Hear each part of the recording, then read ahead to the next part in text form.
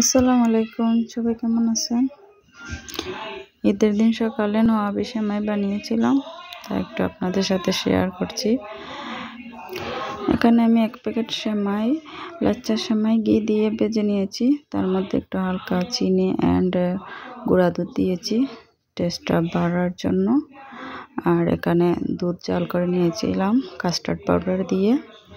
তারপর এভাবে লেয়ার করে দুধ দিয়ে এভাবে সেট করে নিচ্ছি একটি বাটিতে।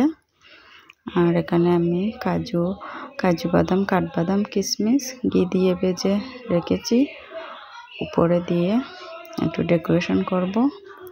এই তো আমি লেয়ার করে দিচ্ছি, 2টা লেয়ার করে দিয়েছি। এই রেসিপিটা আমি প্রথমবার করলাম, খুবই ভালো হয়েছে, খেতে খুবই টেস্টি ছিল। আপনারাও ট্রাই করে দেখতে পারেন যদি করে না থাকেন।